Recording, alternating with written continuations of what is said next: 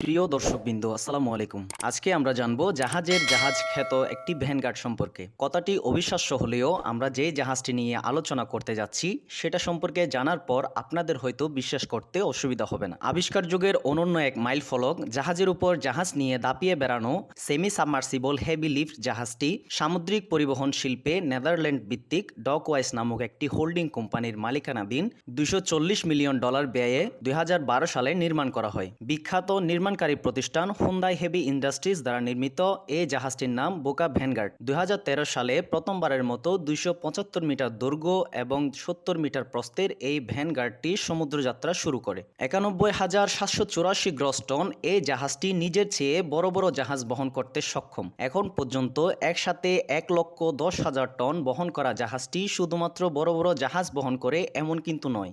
Offshore industries নামক একটি কোম্পানির তেল এবং গ্যাস সরবরাহকারী বড় বড় ভাসমান রিগগুলো এটি বহন করে। জাহাজ অথবা রিগগুলো ডেকের উপর নেওয়ার জন্য যাতে কোনো অসুবিধা না হয় তাই এটি আপনা আপনি পানির 52 ফুট নিচে পর্যন্ত নিমজ্জিত হতে পারে।